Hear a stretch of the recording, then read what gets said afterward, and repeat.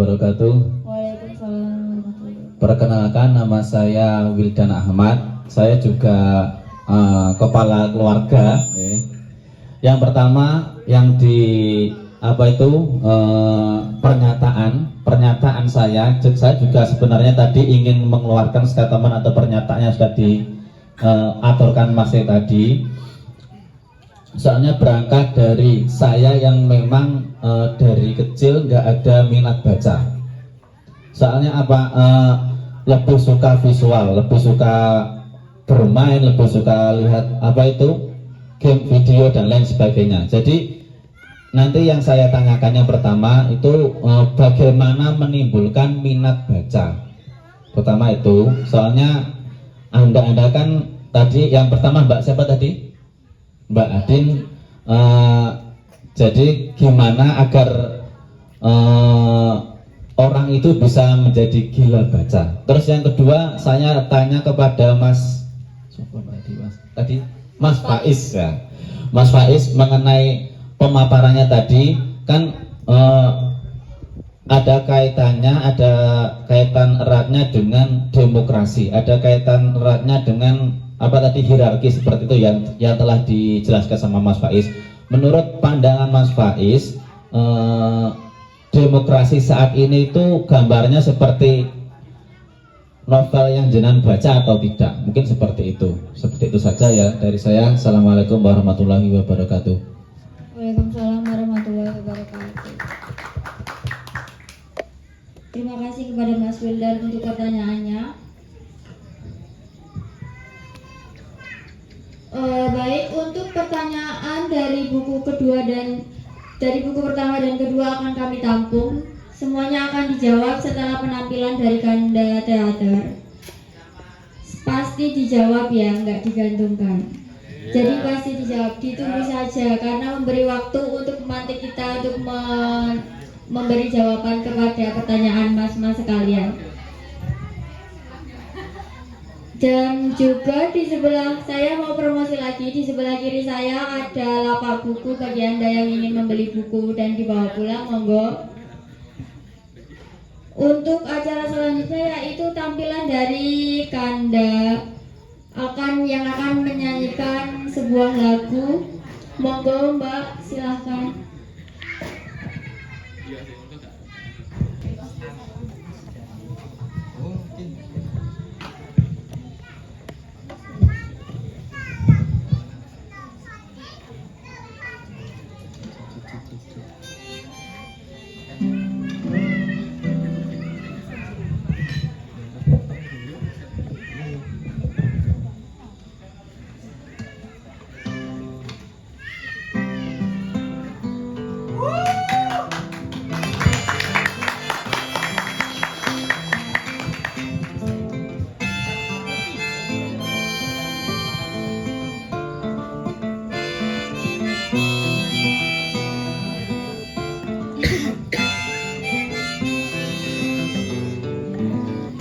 Kiri dikira komunis,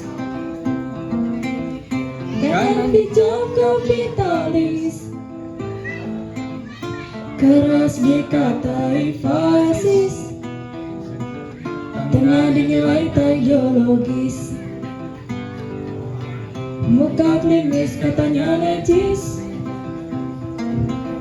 jenggotan dikatai teroris, bersorban dibilang karap-harapan, bercelana levis dibully kulit baratan, diam dianggap pasif, lantang katanya subversif, bertani dianggap kuno, jadi pegawai di stempel mental lantang, pamil dijadi keresola, ingin kaya sangatlah susah, belum berhasil dihina, sukses jadi omongan tetangga, makin hari makin susah saja menjadi manusia yang manusia.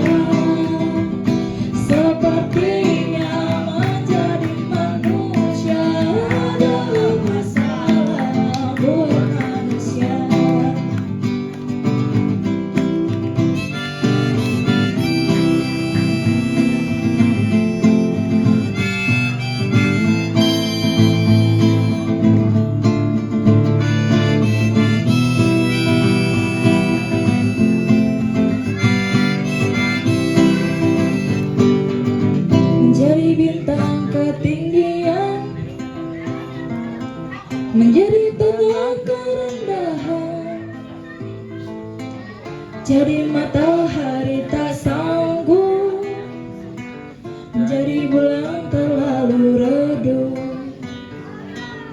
Gedung-gedung ditinggikan, akal sehat dihancurkan, sekolah dimahalkan, ilmu dibuang ke selokan. TV mengajar rating,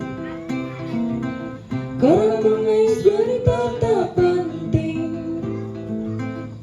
kebenaran diiklankan, dusta-dusta dilambungkan. Guru setra sudah dikelar, namanya akan berkoar. Lakon sudah disiapkan, korban-korban pasti dibuka. Makin hari makin susah saja menjadi manusia yang manusia. Sepertinya menjadi manusia adalah masalah buat manusia. Sandal dibakar, koruptor berkelakar, semakin hari makin susah saja menjadi manusia yang manusia. Sepertinya menjadi manusia adalah masalah buat manusia. Seperti makin susah saja menjadi manusia yang manusia. Sepertinya menjadi manusia adalah masalah buat manusia.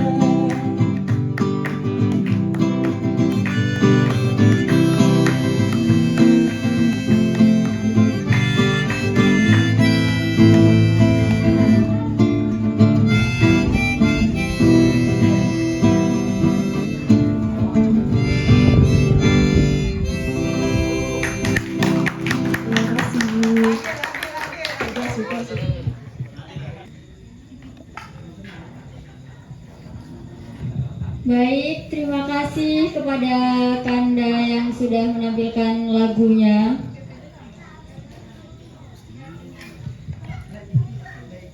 Selanjutnya pertanyaan akan dijawab dimulai dari buku pertama Rainbird.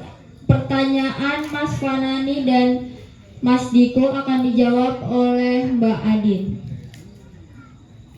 Pertanyaan pertama, kenapa sih dan apa sih yang membuat buku ini sangat menarik untuk dibaca? Jadi ini mau spoileran besar-besaran, buka-bukaan gitu. Oh, gitu, siap deh. Namanya Ren Ishida. Dia tiba-tiba dapat kabar dari kepolisian kalau kakaknya mati dibunuh, ditikam berkali-kali. Setelah diinterogasi, Ren Ishida ini ditanya-tanya, gimana kakakmu setelah kan tahu kan dia kalau diinterogasi polisi atas kematian seseorang itu gimana, alibinya itu apa. Ren Ishida ini nggak bisa menjawab dan dia bertanya-tanya, ternyata aku nggak kenal kakakku ya. Padahal setiap hari itu, setiap minggu mereka berdua itu menyempatkan untuk telepon, bertanya kabar, terus ya ngobrol antara kakak dan adik. Nah, Ren Ishida ini merasa kalau dia itu sudah kenal sama kakaknya, tapi ternyata ya setelah diinterogasi sama polisi itu dia gugup dan kikuk gitu. Apa ya ini pertanyaannya, jawabannya, terus ini nggak bisa jawab. Akhirnya dia setelah kakaknya dikremasi, dia ditemani sama teman kakaknya namanya Honda Ngeng. Honda namanya. Tapi sebelum kan dikremasi itu biasanya abunya ditebar di mana gitu ya. Adiknya Ren Ishida ini sepertinya terlihat kayak masih sedih gitu, masih move on, nggak mau move on, masih merasa galau. Oh, kakakku sudah mati dan aku nggak tahu kenapa, nggak tahu apa alasannya kenapa kok bisa mati dibunuh. Padahal setiap teleponan kakaknya, Ren Ishida ini mengenal kakaknya sebagai seorang yang periang dan dia pikir nggak akan ada orang yang tega membunuh kakaknya ini. Seperti itu kok mati dibunuh, ditikam-tikam berkali-kali. Ya, setelah dia mengurus pemakaman ini, ternyata dia terombang-ambing.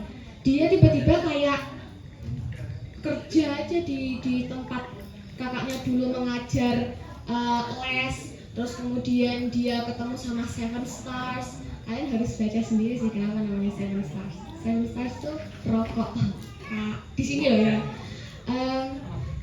Terus setelah ketemu sama Seven Stars, dia ketemu sama yang namanya Kazuki Kato. Dia di situ tinggal di rumah yang nggak ada harga sewanya. Jadi dia tinggal di situ cuman berdasarkan perjanjian. Kamu tinggal di sini, nggak usah bayar. Pokoknya kamu harus melakukan ini.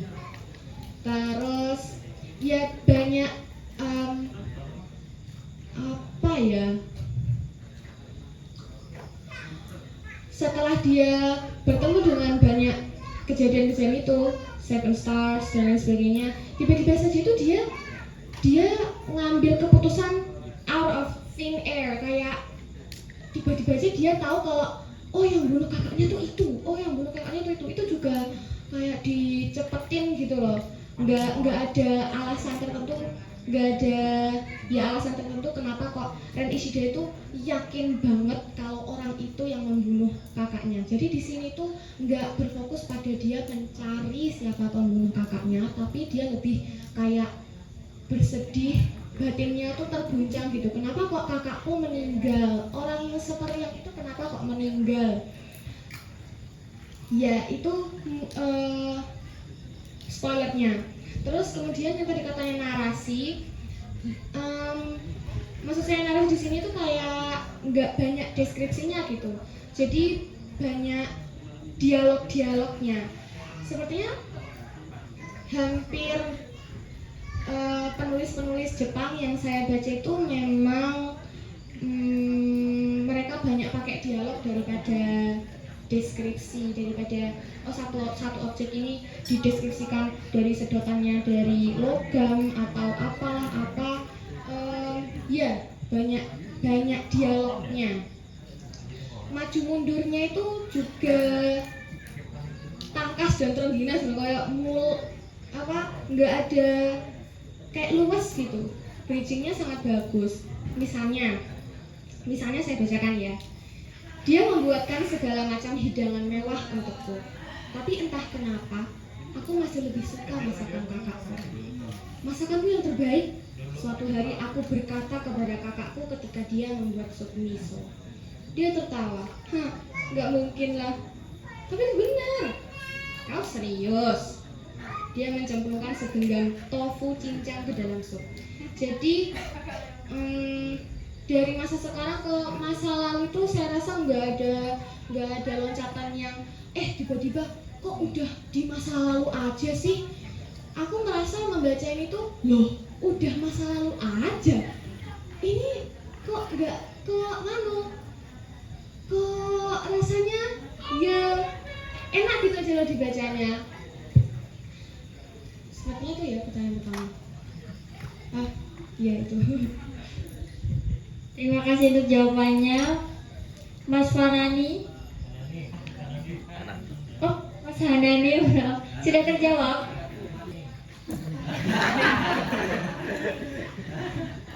Sudah terjawab ya Mas. Ya, terima kasih. Untuk pertanyaan kedua yaitu pertanyaan Mas Diko. Adakah quote dari buku ini yang membuat Mbak Andin ini tertarik? Mbak Adin ya Mbak? Oh ya, Mbak Adin.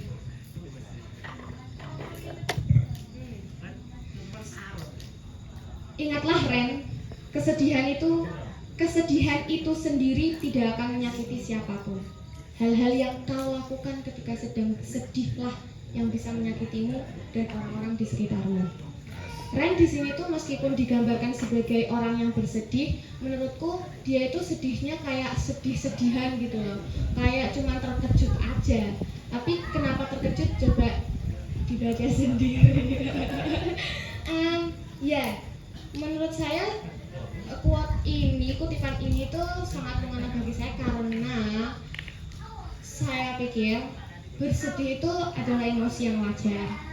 Tapi yang nggak membenarkan, yang salah dari bersedih itu sedih kita jadikan sebagai alasan untuk melakukan apa saja yang kita mau. Terus menuntut dunia untuk ikut aku, karena aku bersedih, kalian semua harus begini. Sebenarnya itu salah dan ya itu mungkin Ren secara personal dia digambarkan seperti bajingan yang diwajarkan oleh penulisnya Mbak Clarissa ini. Dia orang-orang sekitarnya tuh yang membuat cerita ini tuh sedikit-sedikit masih ada lah kutipan-kutipan yang masih bisa saya ambil gitu sih. Satu quote aja ya. Oke. Baik, terima kasih.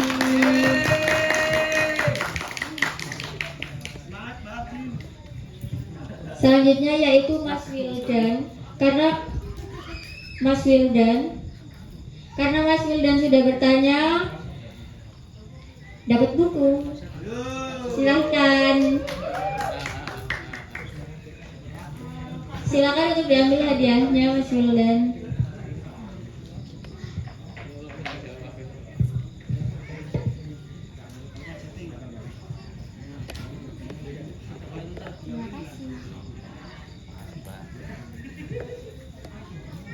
Untuk pertanyaannya Mas Wildan yang pertama, untuk Mbak Adin ya pertanyaannya. Bagaimana menimbulkan minat baca menurut Mbak Adin? Silakan dijawab, Mbak.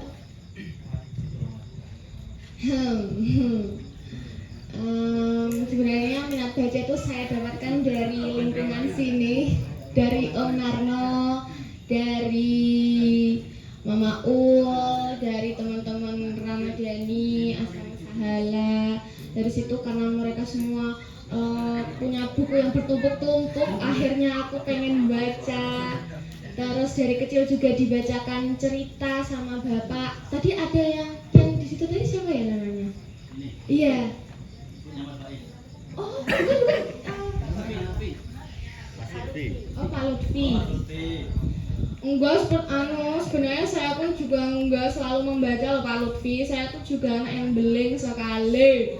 Enggak bisa saya kalau misalnya setiap hari membaca. Satu bulan tuh mungkin ya, karena kuota baca saya juga sedikit. Itu saya cuma 1 buku, 2 buku gitu aja. Iya. Apa tuh pertanyaannya? Kalau anaknya masih kecil-kecil gitu, mungkin dari kecil tolong sekali dibacakan dongeng sebelum tidur itu wow. Tapi aksi membaca itu jangan berhenti di situ aja. Mungkin kalau sudah besar bisa diajak membuat karya dari bacaannya itu, menceritakan tentang apa yang dia baca, atau membuatkan puisi, atau menggambar dari apa yang dia baca gitu. Jadi jangan membaca itu bagus, tapi jangan berhenti di situ aja. Tuh. Terima kasih. Terima kasih untuk jawabannya Mbak Adin. Pertanyaan Mas Wildan yang kedua untuk Mas Faiz ya pertanyaannya, yakni menurut Mas Faiz, apakah demokrasi di negara ini sesuai dengan apa yang Mas Faiz baca di buku Animal Farm? Ya, terima kasih bagi penanya. Karena hanya ada satu ini pertanyaan, alhamdulillah.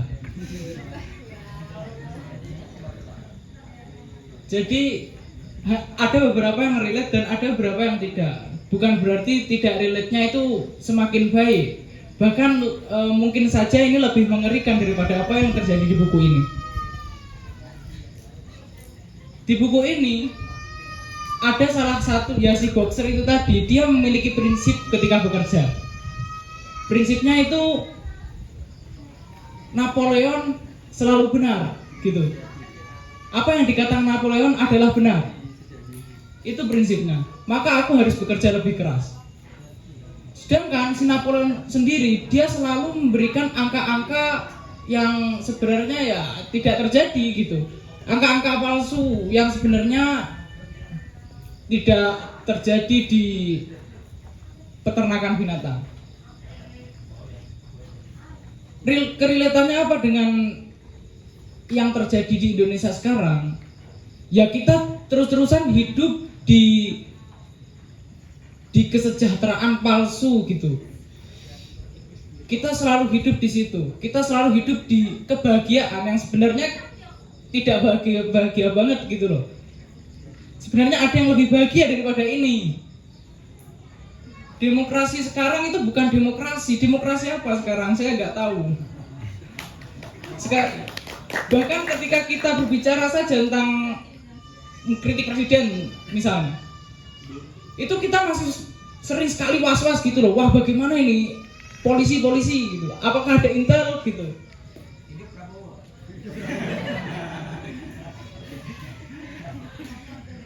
Jadi gitu, apa masa ya relate dengan ini. Jadi kita tidak jauh beda dengan kalau di novel ini itu yang erat dengan waktu kepemimpinan Soeharto atau ya Soekarno tipis-tipis lah. Jokowi juga termasuk. Jadi kalau di sini ketika ada yang tidak sependapat dengan Napoleon, dia akan dihukum mati. Tapi di Indonesia ketika dia mengkritisi, misal jadi oposan, dia ya waktu zaman Soeharto atau Soekarno dulu memang di penjara atau ya hilang lah, kayak Wiji Tukul itu hilang kan sampai sekarang. Terus keriletannya ketika zaman Soeharto seperti itu, tapi ketika zaman sekarang kita hidup kita dijadikan was-was sekali gitu. Mungkin beberapa yang was-was, yang lain tidak, karena ya memang hidupnya untuk itu. Jadi kerelatannya di situ. Memang beberapa relate dan beberapa tidak. Dan untuk demokrasi yang sekarang, ya apa itu loh demokrasi kok anak buzzer. Demokrasi apa itu? Saya nggak tahu. Terus apa lagi ya?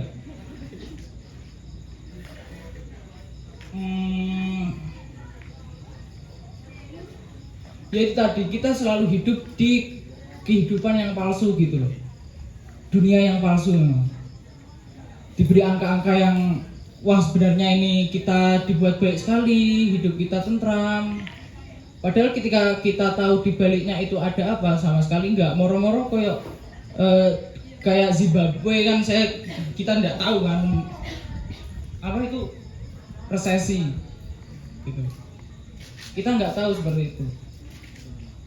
Ketika kita dilihat keluarga kita ternyata ada yang dibenci, maksudnya jadi oposan, jadi aktivis misal, itu bisa satu keluarga kena itu. Saya juga nggak tahu sih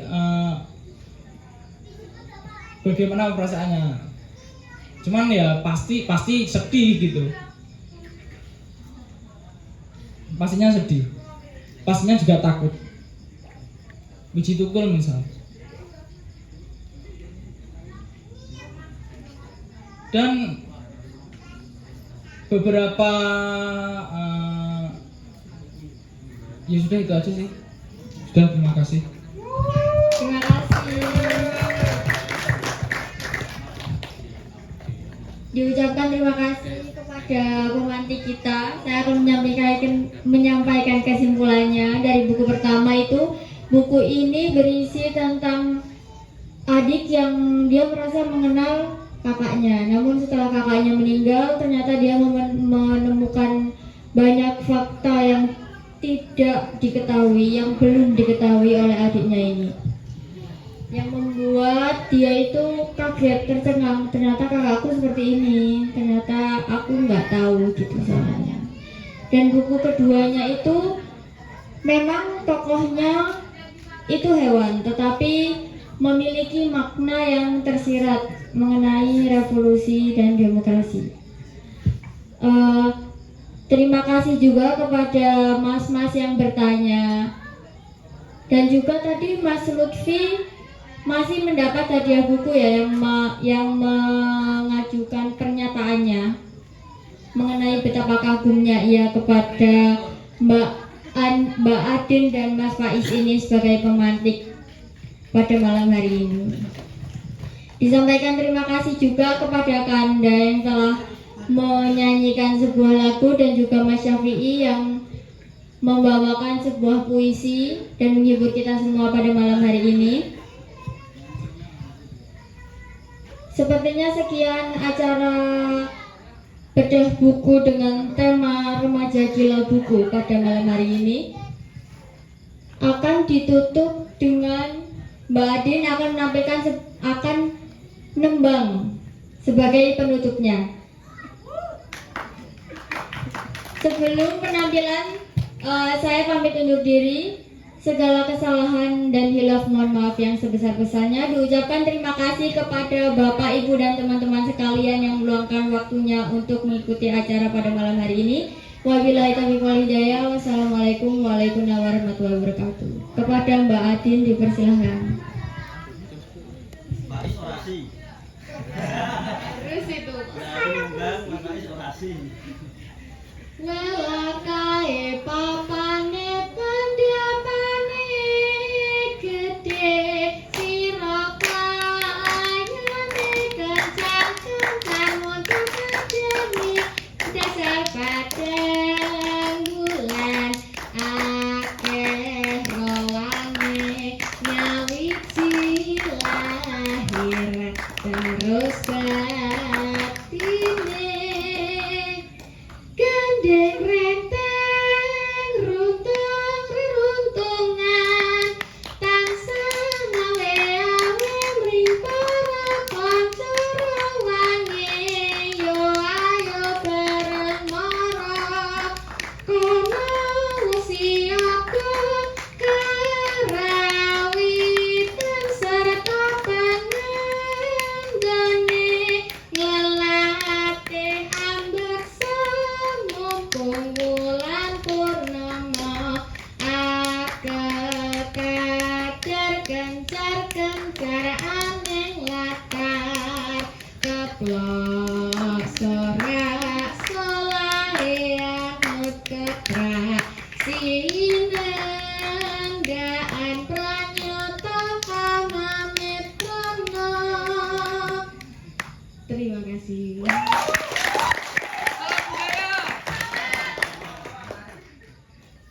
Kan 500.000 kan. Yuk. Ya iki sih no. Apa jenenge? Di trompet sih no. Bari ya trompet. Bari apa? Bari headset.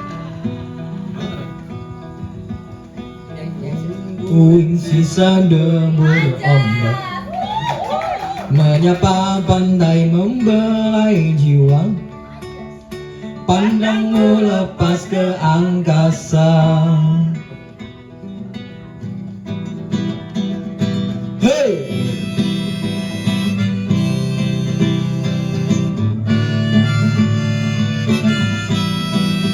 Yang tahu lagunya, kita menyanyi bersukaria bersama pada malam yang indah dan bahagia ini.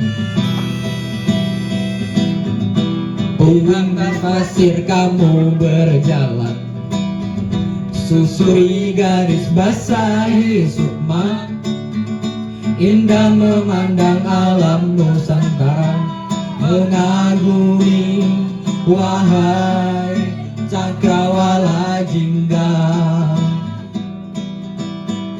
anugerah cinta sang kuasa,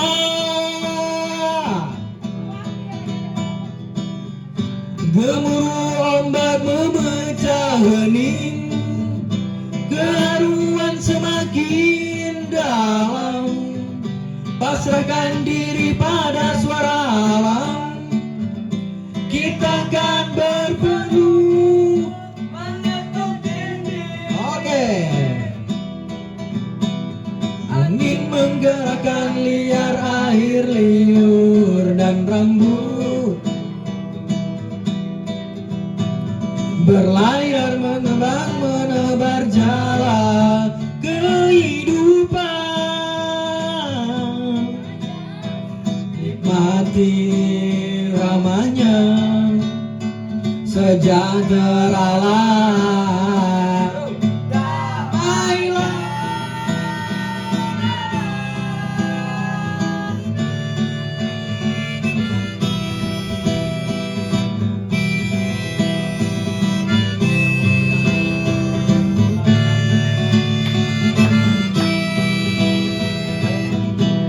Puing-puing sisa debu ombak menyapa pantai membelai jiwa, pandangmu lepas ke angkasa, di atas pasir kamu berjalan, susuri garis basahi sukma, indah memandang alam Nusantara, mengagumi wahai cakrawala jingga, anugerah cinta sang kuasa,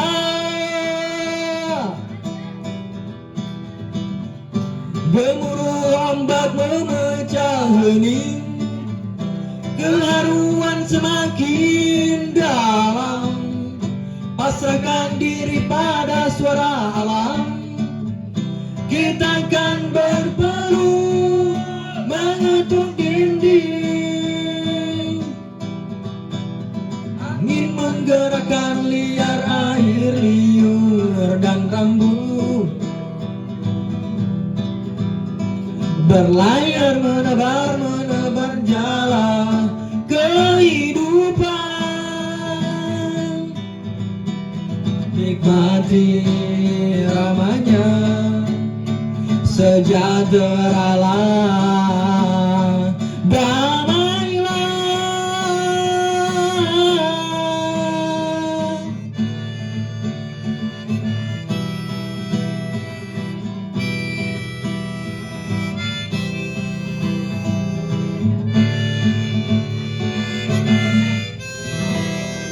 Terima kasih untuk semua yang telah mendengarkan lagu sumbang-sumbang lagu pada